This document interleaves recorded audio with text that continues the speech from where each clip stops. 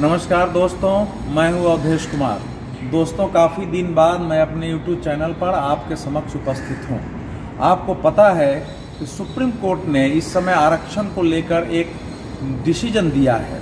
उसको लेकर देश में बहुत विवाद चल रहा है। कुछ लोगों का कहना है कि इस प्रकार का जो डिसीजन है वो देश में सामाजिक न्याय के विरुद्ध है। कुछ लोग कह रहे हैं कि संविधान की मूल अवधारणा के ही विरुद्ध है, क्योंकि उनकी नज़र में जो आरक्षण था वो उसमें आर्थिक आधार का कोई प्रावधान नहीं है। सामाजिक और शैक्षणिक पिछड़ापन के आधार पर हमारे देश में आरक्षण दिया गया था। यह बात सही है कि संविधान की जो धारा है 15, 16, 16A, उन सबको देखें तो उसमें सामाजिक शैक्षणिक रूप से पिछड़े लोगों के ही शब्द प्रयोग है। सुप्रीम कोर्ट में अभी, जैसा आप जानते हैं कि 2019 में केंद्र सरकार ने, नरेंद्र मोदी सरकार ने संसद में एक विधान पारित किया था, जिसमें इकोनॉमिक, जो आर्थिक रूप से पिछड़े समूह के लिए EWS जिसको बोलते हैं, इकोनॉमिकली वीकर सेक्शंस, उनके लिए 10% आरक्षण की व्यवस्था की थी। उस समय में बहुत सारी पार्टियों ने विरोध किया था। लोकसभा में बहुत सारी पार्टियों ने वॉकआउट किया था। राज्यसभा में भी वैसे ही हुआ था। उस पारित होने के बाद हाई कोर्ट में भी मुकदमे गए और सुप्रीम कोर्ट में आ गया। सुप्रीम कोर्ट में पहले 2 जजों की बेंच थी, उसने 5 जजों के बेंच संविधान पीठ के पास भेज दिया और संविधान पीठ ने, जिसमें कि पूर्व मुख्य न्यायाधीश UU ललित, जो कल ही रिटायर किए हैं, उनके पीठ ने में 5 जजों में 3 और 2 के आधार पर यह फैसला हुआ है। 3 जजों ने यह माना है कि देश में इकोनॉमिकली वीकर सेक्शन, यानी आर्थिक रूप से जो पिछड़े वर्ग हैं, उनको आरक्षण मिलना चाहिए। इसमें संविधान का मूल ढांचा कहीं भी बाधित नहीं होता है। लेकिन 2 जजों ने इसमें यह कहा है कि ऐसा करने से संविधान का मूल ढांचा बाधित होता है, सामाजिक न्याय की अवधारणा जाती है।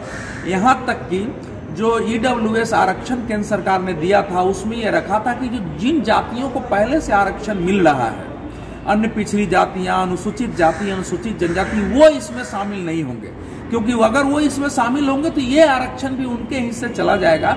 और इसका जो लक्ष्य है कि उनके अलावे जो जातियां हैं उनमें जो आर्थिक रूप से पिछड़े रह गए हैं, और आर्थिक रूप से पिछड़े रहने का मतलब है कि वो सामाजिक शैक्षणिक रूप से भी पिछड़े हो गए हैं, उनको आरक्षण दिया जाए।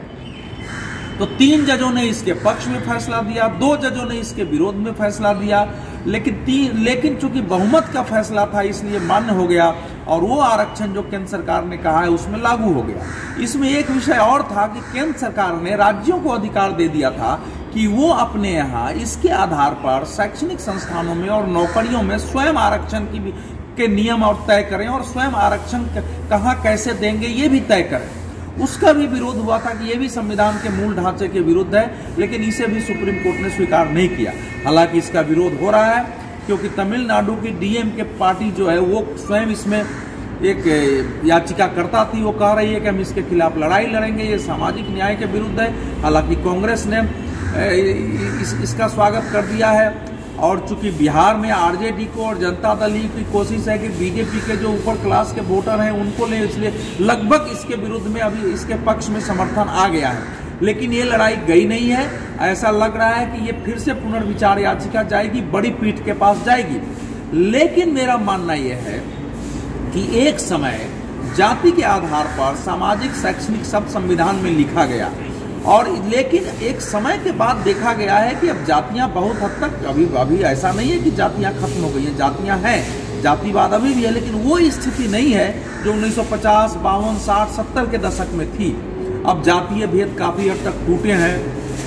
लोकसभा में, आप जानते हैं, लोकसभा में 22.5%, विधानसभाओं में जगह जगह अनुसूचित जनजातियों के लिए आरक्षण है, और उसके आधार पर लगातार वो सांसद, विधायक बन रहे हैं, स्थानीय निकायों में है, पंचायतों में है, वहाँ वे प्रतिनिधि बन रहे हैं, ग्राम प्रधान बन रहे हैं, नगर अध्यक्ष बन रहे हैं, वार्ड के मेंबर बन रहे हैं। फिर पिछड़े वर्गों को, इनको शैक्षणिक संस्थानों में आरक्षण मिला है, नौकरियों में।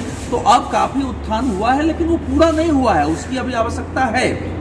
लेकिन कोई भी आरक्षण अस्थायी नहीं हो सकता है। आरक्षण की व्यवस्था अस्थायी नहीं हो सकती। इस मामले में भी सुप्रीम कोर्ट ने यही कहा है कि आरक्षण की व्यवस्था अस्थायी नहीं हो सकती है, लेकिन इसको कोई टच नहीं करना चाहता है। सुप्रीम कोर्ट ने तो आरक्षण कब तक हो, किस सीमा तक हो, ये सारी बहस चलती रहेगी, क्योंकि इससे 50% की सीमा भी टूटती है। तो अभी कई विषय इसमें आ गए हैं जिस पर आने वाले समय में बहस चलेगी, लेकिन मेरा अपना मानना यह है कि जब तक आरक्षण है तब तक सामाजिक शैक्षणिक रूप से पिछड़े वर्ग, उसको आपने जाति मान लिया है, उसकी अवधारणा पर भी पुनर्विचार हो, नए सिरे से विचार किया जाए।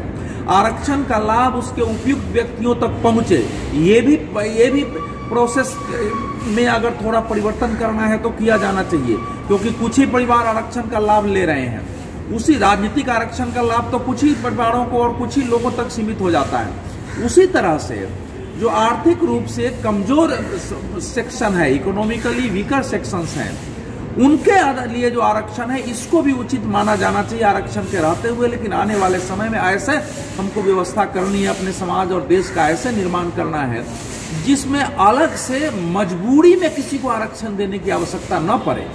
आरक्षण के प्रावधान ऐसे आधारों पर हो जो जिसमें कि मजबूरी नहीं हो, आज मजबूरी में हो रही है। सुप्रीम कोर्ट ने अपने डिसीजन में ऐसे कई बातें कही हैं जिनको पढ़ के और भविष्य की दृष्टि से आरक्षण का स्वरूप क्या हो, आरक्षण की सीमाएं क्या हो, इसको कितने लंबे समय तक हम जारी रख सकते हैं, कौन कौन इसमें आएंगे, इन सब पर पुनर्विचार करने की जरूरत है। लेकिन दुर्भाग्य से हमारे देश की राजनीति ने अपने वोट के लिए, जिसको कि सोशल जस्टिस की पॉलिटिक्स कहते हैं, तो सामाजिक न्याय के बड़े कामों में कठिनाई आती है। आरक्षण में आपको कुछ करना नहीं पड़ता है। किसी को अगर शैक्षणिक रूप से ऊपर उठाना है, उसकी आर्थिक स्थिति संभालनी है, उसको स्वास्थ्य सुविधाएं देनी है, तो उसमें थोड़ी कठिनाई है। उसके लिए पॉलिसी बनाना, मेहनत करना। आरक्षण बहुत आसान होता है, हालांकि सरकारी नौकरियां घट गई है। तो इसी को सामाजिक न्याय का पर्याय जितने मंडलवादी लोगों ने है बना लिया। इस कारण ये आरक्षण ऐसा हो गया कि कोई उसको छूना नहीं चाहता है और उसमें वृद्धि हो रही है। फिर 10% की वृद्धि हुई है। तो ये विचार करने का समय है कि आरक्षण हम किस सीमा तक, कहां तक देंगे, क्या आरक्षण अस्थायी रहेगा या सामाजिक न्याय के दूसरे स्वरूप भी हमको विकसित करने होंगे। धन्यवाद मित्रों, आप सब हमारे इस वीडियो को देखिए, इस विश्लेषण को देखिए, इस पर अपनी प्रतिक्रिया दीजिए, क्योंकि आरक्षण हमेशा से एक ज्वलंत मुद्दा रहा है। आरक्षण से अगर कुछ तबके को लाभ हुआ है तो बहुत सारे हमारे देश की ऐसी प्रतिभाएं भी आरक्षण के कारण वंचित रही हैं। तो ये दोनों चीजों को देखना पड़ेगा कि जो कम पीछे रह गए हैं वो आगे आए, लेकिन जिसमें प्रतिभा है अगर कुछ करने की स्थिति में है तो आरक्षण के कारण ऐसा ना हो कि उस प्रतिभा का उपयोग देश के लिए नहीं हो। बहुत बहुत धन्यवाद। हमारे चैनल को सब्सक्राइब भी करिए, अपने मित्रों से सब्सक्राइब कराइए।